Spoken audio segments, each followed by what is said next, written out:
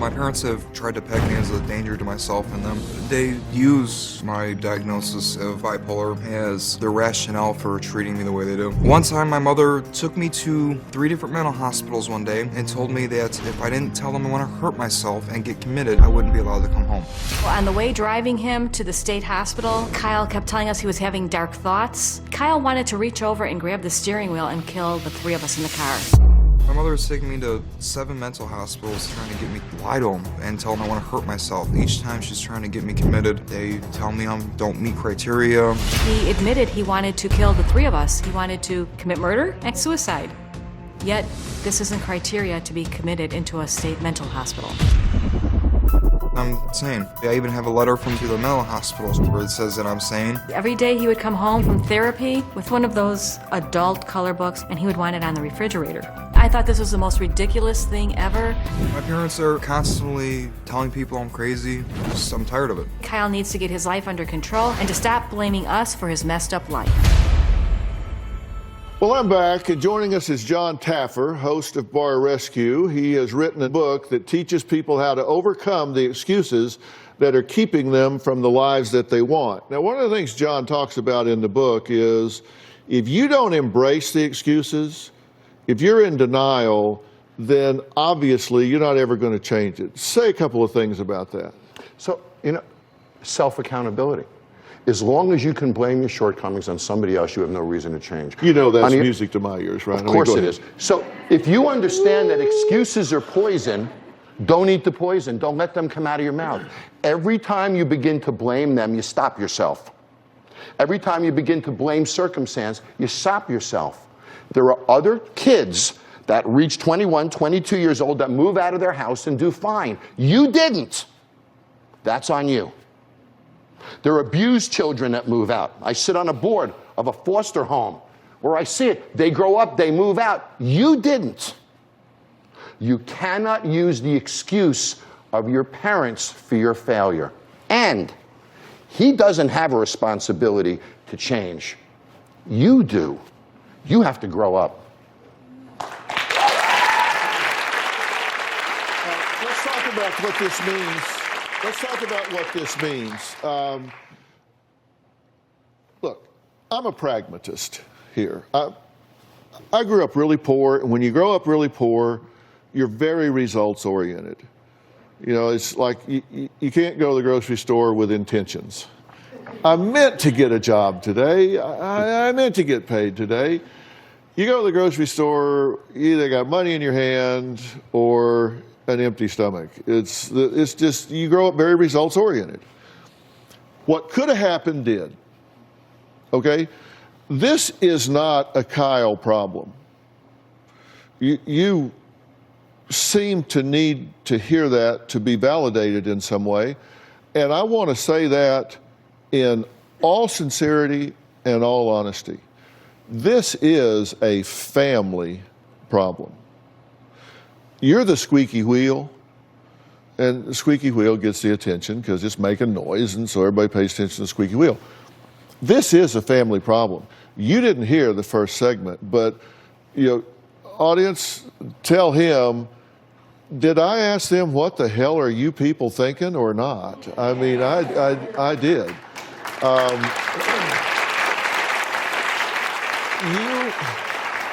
You have enabled him, you have crippled him by not preparing him for the next level of life. And the dysfunction going back and forth in this family is really staggering. But one person can solve it. It certainly can, and we're getting there. You're the one who can solve it by action. Here's the thing. What could have happened did. That's water under the bridge. You know, the only way the past becomes your future is if you go through life looking over your shoulder. We can't do that. That's happened, that's over, that's behind us. So what do we do now? I would like him to understand that this doesn't mean I run out and buy him a car. Rent's due Friday. March 2. I ask you, what would happen if they were gone? They just weren't even on the face of the earth right now. Your answer was, call another family member. What? I'm supposed to let somebody know, right? Oh, God. Kyle, you have to depend upon yourself. You know, yeah, call your uncle, tell him. You got an extra bed? Right, wrong, it's not a matter of if, it's a matter of when. They will be gone. Sorry, but, you know, we're all getting a little long in the tooth. The time's going to come where you are going to have to rely on yourself. It might as well be now. And all the problems and obstacles that you have, they just become a to-do list. You say, you know, I got problems with the nursing board. Right? That's a to-do list. You got legal problems. That's just on your to-do list. You just put things on a to-do list and come up with an action plan for those things.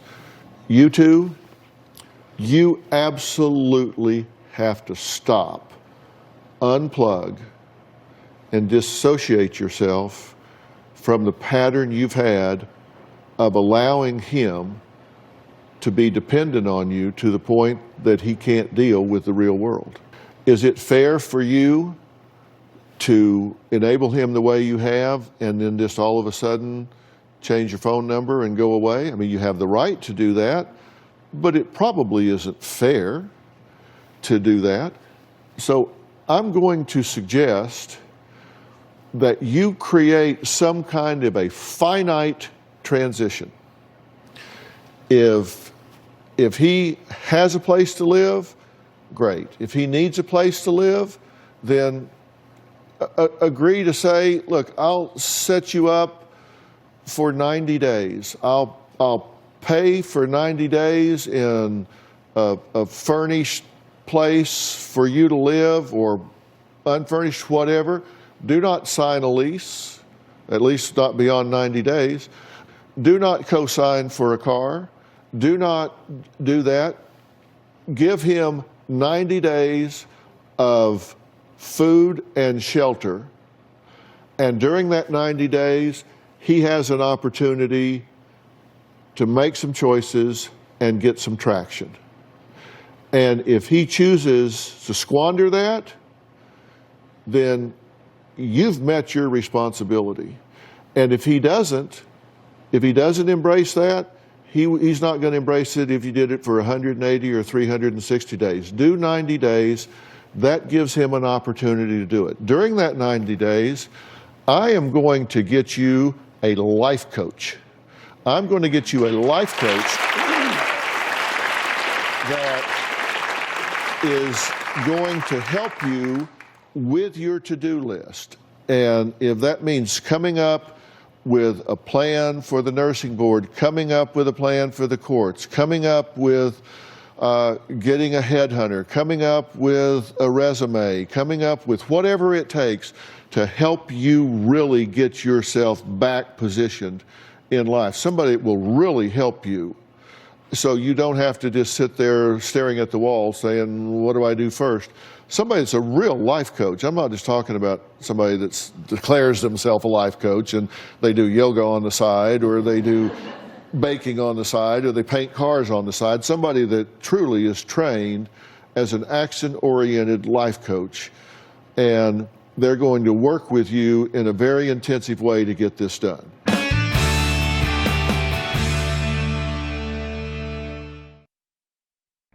Closed captioning provided by...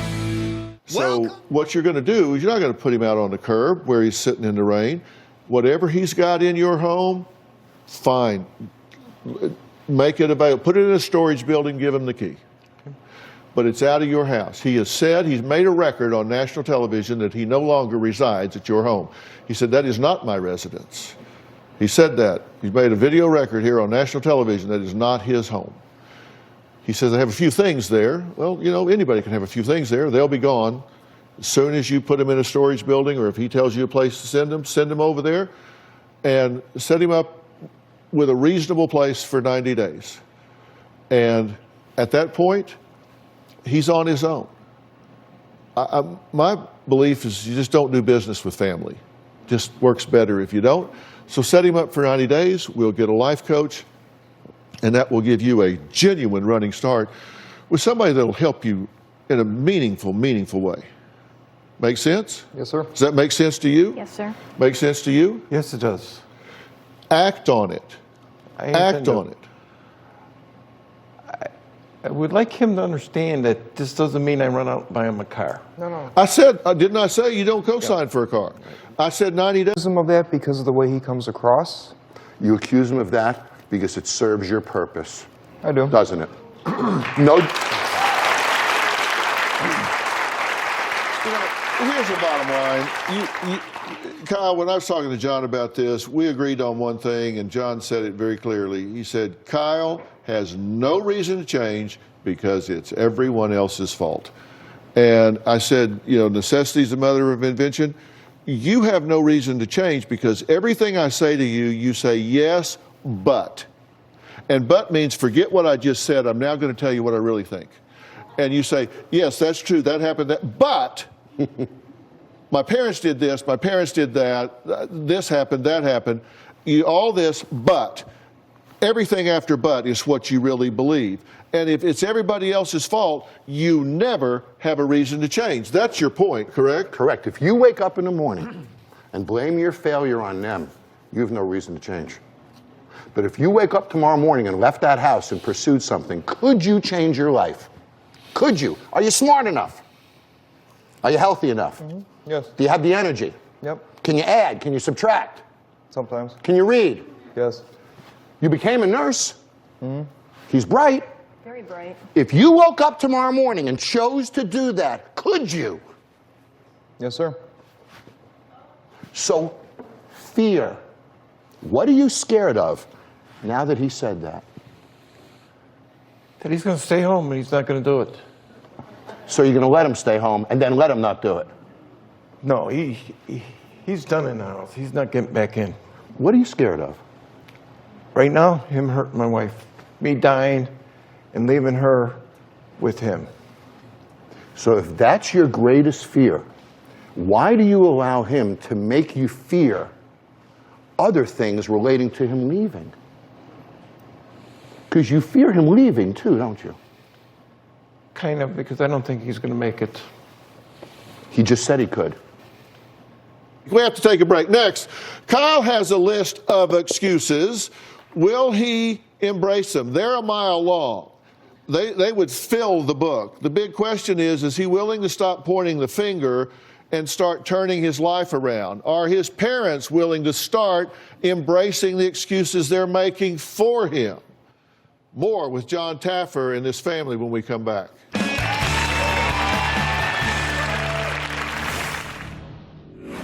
You lied to them to create fear because it serves you well. Why aren't we talking what happened prior to those texts? For every action, there is a reaction. You lied to create fear.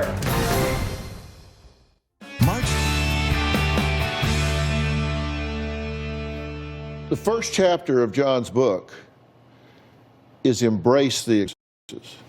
If you don't recognize that these are not just thinking, they're not just explanations, they're actually excuses.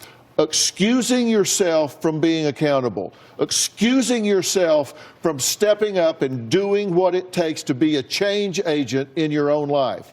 What John's saying here is embrace the excuses. You have to say, this is an excuse. I'm giving myself an excuse to not change. That's the number one chapter in here, embrace the excuses. And none of the three of you are doing that. That's why I said, well done. Because John starts out saying, number one, if you don't acknowledge, if you don't embrace the excuse, you are wasting your time. Right now, we're focused on this family. And I asked John to switch over and let us use his book in this show. What do you hear John saying about you leaning on excuses instead of taking action in your life? Stop making them and start, taking action from them. Let me ask you this question. And God forbid this hypothetical. And, seriously, God forbid this hypothetical. If tomorrow, God forbid, your parents were just gone, they were just gone. Scotty beamed them up, or they fell off the earth. They just weren't here. What would you do? I don't know. Probably, I guess, reach out to one of my uncles up in Chicago. I guess they have all their last will. I mean, what else would I do? Wow. Do you have an estate for him? No. So there's no inheritance. So there's no end game for you here. So when they are gone, They're gone. what do? You so accept circumstance, which is an important excuse that I find comes up all the time. You're accepting the circumstance of him attacking you. You're accepting the circumstance of him acting in this way. I think of those texts. Well, that's excuse category number 4. It is. But you know, I think about the text you wrote. I'm getting in the car now. There was no car. Did you think there was a car when he texted that at the airport? No. Before the Coke line? No. So you knew he was lying to you? Yes. Why was he lying to you? To intimidate us. To intimidate you. Because he knows that excuse number 1 is his weapon. He can use fear to manipulate you. Have you ever? And he does it even when it isn't real.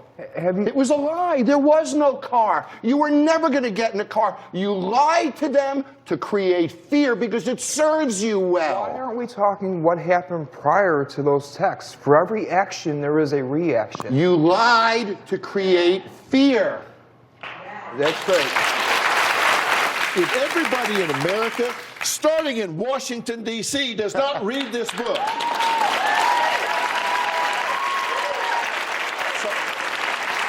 then you're wrong. I've read it twice in the last week. You need to read it once this week. You can't make your bed, clean your room, wash your kitchen. No, I'm talking about the times he chased me around the house with a loaded gun. Well, you know what I would do? I'd move. Closed captioning provided by... Well... We're rolling so deep in dysfunction. You're exactly right. It's on both sides of this coin. This family's so dysfunctional. So what's your point? My point is, I've heard a lot about what I've been doing wrong, about my excuses. Okay. That's what I've learned to do. That's what I've learned to do from what their reactions, their actions. Mm-hmm. Like What's your point? Why aren't we talking? Why am I changing my excuses? Why can't we change their actions? Hold on. What the hell difference does it make? Why can't both parties change? What does it make to you?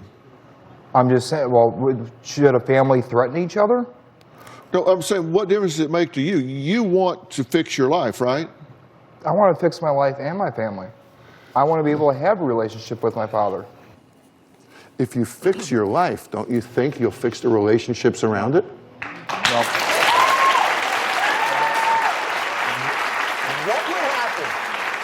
What would happen if Kyle moved out, had an apartment for 6 months, kept a job, proved responsibility? Would that change your relationship with him? Oh, definitely. I'd be so proud of him. Would that be any? Then why are you still screaming at your wife for no reason at the hotel? What does that have to do with what we just talked What about? I'm saying is, actions have to. Their actions have to change, not just. So me. you're not going to go get a job I'm and not pursue saying your that. life because he said something you didn't like to her. No, I'm not saying that. What I'm saying is, why is it acceptable for him Who said to have those outbursts? Who said it was? But we're not talking about that. All I hear about is I only got one mouth. I only can talk about one thing at one time, and let me tell you, the only person you control is you. You can't control anybody else. And so my mother can hear that. When he screams at me for no reason when I talk to him, I should sit there and take that? Because that's his diabetes? Or because I can only control me, I should just worry about me? So we have a 31-year-old man who is besides himself when his parents scream at him Because you can't make your bed, clean your room, wash your kitchen. No, I'm talking about the times he chased me around the house with a loaded gun.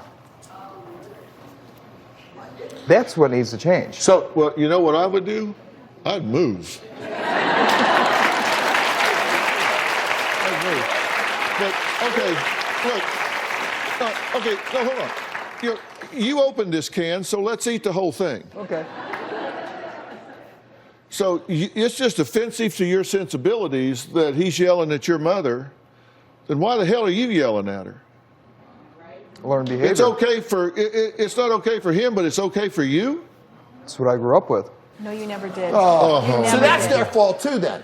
It's not their fault. I should know better. What I'm saying is No, you do know better. It isn't that you should know better, you do know better.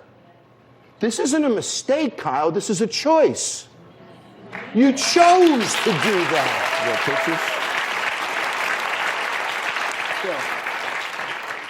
Yeah. Tell me about these pictures here.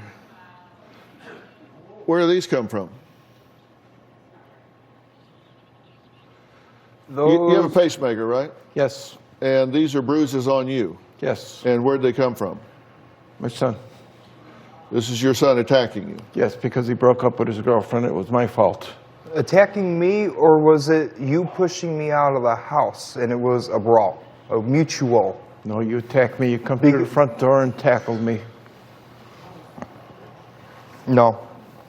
Well, he wouldn't be pushing you out of the house if you weren't there. So where do Kyle and his parents go from here? I'm going to tell them what I think when we come back. I'm going to hear what John Taffer thinks when we come back. We'll be right back.